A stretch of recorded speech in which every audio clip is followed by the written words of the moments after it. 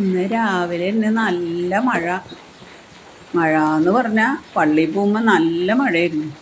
നല്ല ചൂട് ചായ കുടിക്കാമെന്ന് വിചാരിച്ചു. എന്നിട്ടാവാം ഇന്നത്തെ പരിപാടികളൊക്കെ എന്ന് വെച്ചു.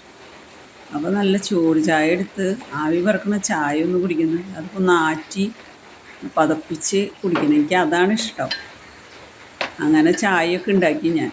അത് കഴിഞ്ഞ് ഇങ്ങനെ ആലോചിച്ചു ബ്രേക്ക്ഫാസ്റ്റിന് എന്ത് ഉണ്ടാക്കണം എന്നിങ്ങനെ ആലോചിക്കുക. അപ്പോൾ ഇഡ്ഡലി മാവ് ഇരിക്കുന്നുണ്ടായി. അപ്പോൾ കുറച്ച് ഇഡ്ഡലിയും ചമ്മന്തി ഉണ്ടാക്കാമല്ലോ എന്ന് വെച്ചു. തേങ്ങാ ചമ്മന്തി നോക്കിയപ്പോൾ തേങ്ങ ഇല്ല.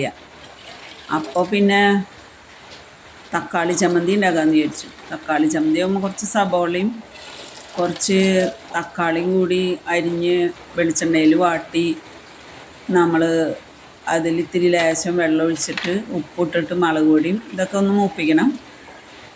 എന്നിട്ട് മിക്സിയിൽ അടിച്ച് കഴിഞ്ഞാൽ ഒരു ചമ്മന്തിയായി. അതാണ് എൻ്റെ ഐഡിയ. അപ്പം ഞാനിനി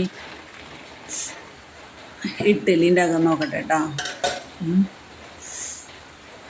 ഇഡ്ഡലിയുടെ മാവൊക്കെ ഞാൻ അരച്ച് വെച്ചിട്ടുണ്ടായി. ഫ്രിഡ്ജിൽ കുറച്ച് ഇരിക്കുന്നുണ്ടായി. മാവ് അരച്ച് വെച്ചിട്ടുണ്ടായി.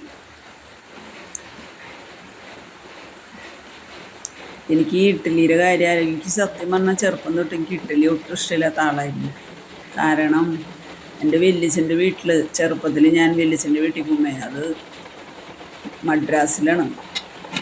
അവിടെ ഞങ്ങൾ സ്കൂൾ കൂട്ടലിന് അപ്പനിങ്ങനെ മാനേജറായിരുന്നു ബാങ്കിൽ. അപ്പോൾ ഞങ്ങൾക്ക് ലീഫായിരുന്നു എന്നൊരു പരിപാടി. 2 കൊല്ലം കൂടുമ്പോൾ നമുക്ക് എവിടേക്കെങ്കിലും യാത്ര ചെയ്യാം.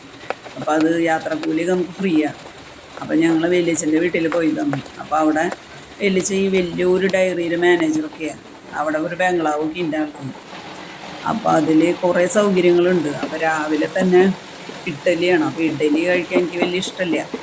അപ്പം ഞാൻ കരയും ചെറുപ്പത്തിൽ. അപ്പോൾ എനിക്ക് പഞ്ചസാര കൂട്ടി തരും.